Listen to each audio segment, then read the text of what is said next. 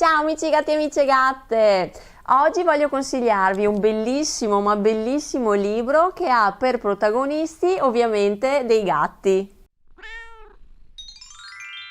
Anzi, il protagonista è un gatto nero, cinico, ma scoprirete leggendo se è veramente cinico o no. E nell'intervista che ho fatto all'autore Daniele Palmieri scoprirete anche un'altra cosa interessante, perché questo gatto non ha un nome. Ecco a voi dunque l'intervista. Ciao amici gatti e amiche gatte! Siamo qui con Daniele Palmieri, che è l'autore di un bellissimo libro che si chiama Il diario di un cinico gatto. Magari qualcuno di voi l'avrà già letto. E siamo qui per parlarne proprio con lui, che è l'autore. Com'è nato questo libro? Allora, questo libro è nato in modo alquanto particolare, perché è nato per ispirazione, un po' come i grandi testi antichi, no? Degli scrittori che ritenevano di avere una musa ispiratrice che gli dettava il testo e loro si limitavano a copiare e a trascrivere quello che la musa gli raccontava. E nel mio caso la musa è stata un gatto, un gatto nero. Ottima musa, che ha iniziato a raccontarmi la sua vita e io non ho potuto far altro che trascrivere le sue parole.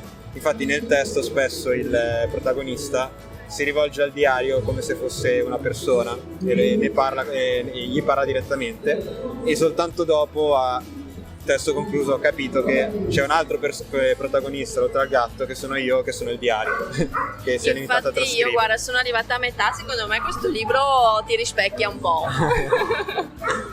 È molto simpatico, anche molto dolce e ispira saggezza un po' questo micio.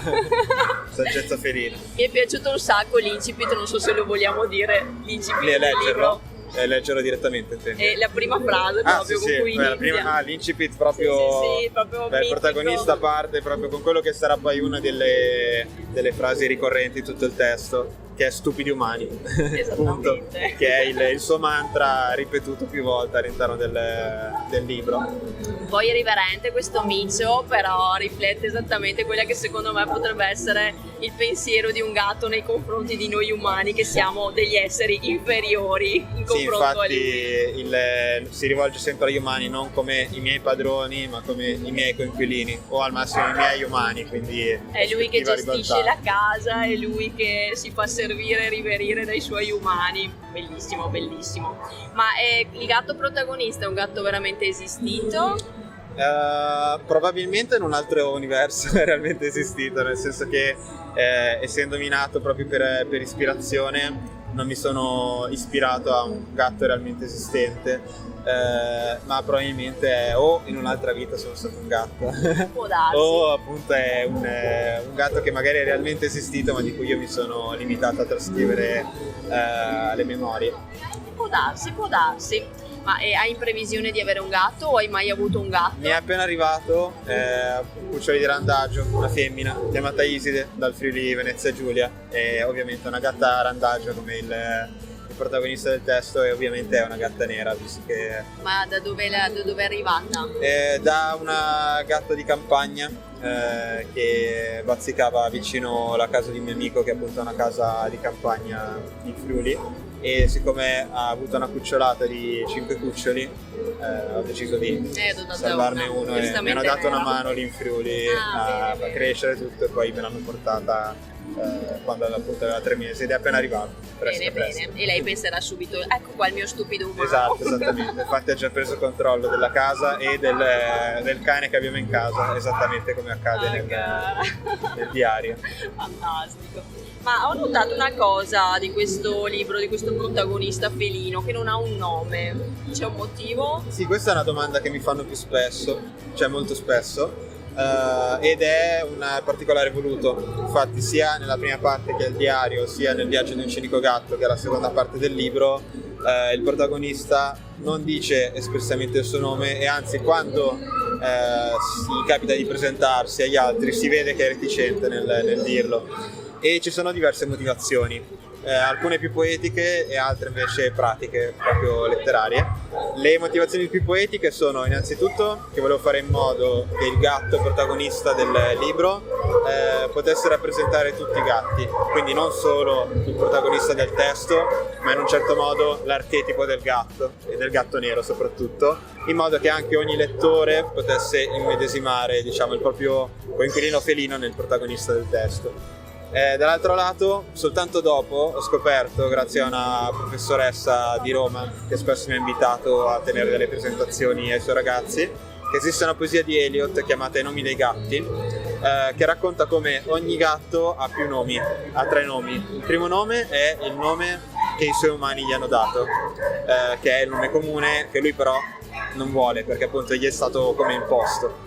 Il secondo nome è il nome con cui gli altri gatti lo conoscono e il terzo è il nome segreto che soltanto lui conosce. E quindi il protagonista del libro, ho scoperto soltanto in seguito grazie a questa poesia, non rivela mai il suo nome proprio perché non vuole rivelare il suo nome segreto. Interessante questa cosa. Sì, è molto bello. E poi alla fine c'è l'ultimo motivo, che è il motivo pratico, è che trovo molto difficile trovare i nomi e i dati ai personaggi. E racconto sempre questo aneddoto su come sia importante trovare il nome giusto.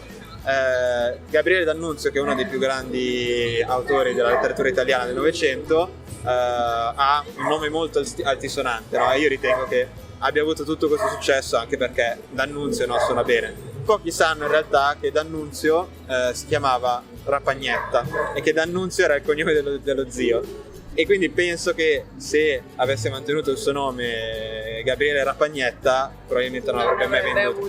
Lo stesso cosa per il protagonista, se non gli avessi dato un nome all'altezza, cioè se gli avessi dato un nome non all'altezza, avrei rischiato di rovinare l'intero romanzo. Quindi per sicurezza il motivo pratico è aver nascosto il nome del protagonista. Interessante, molto interessante, anche perché poi ognuno può dare il nome che più, Esatto. che più gli ispira a questo protagonista. Molto bello. E com'è nato in realtà questo libro? Hai trovato subito una casa editrice o come si è svolta la cosa? Il percorso del libro è stato molto tortuoso, nel senso che il primo volume, Diario di un cinico gatto, l'avevo autopubblicato ormai circa 4 anni fa e avevo iniziato a promuovermi da solo, sia su Facebook, sia organizzando piccoli eventi di beneficenza con i gattili, e ho avuto un iniziale buon riscontro. Poi ho pubblicato il secondo volume dell'opera, che è Il viaggio di un cinico gatto, che è il prequel del diario, e anche con questo testo comunque ha avuto un buon seguito come il primo.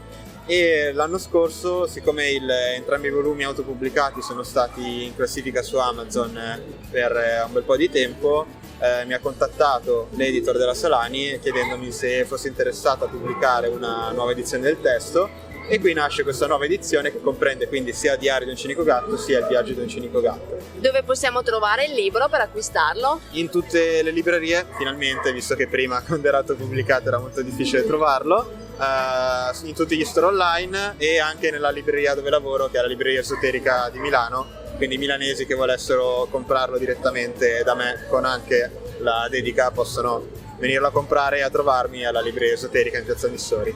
Ottimo. Vuoi dirci una motivazione per cui qualcuno dovrebbe comprare e leggere il tuo libro?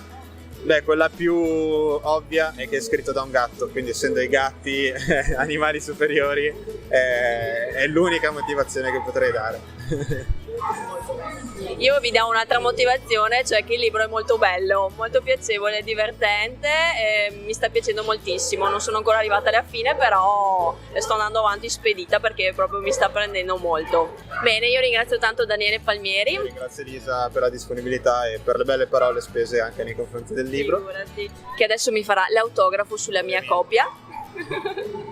E vi saluto, per oggi è tutto. Ciao amici gatti e amici gatte. Ciao a tutti.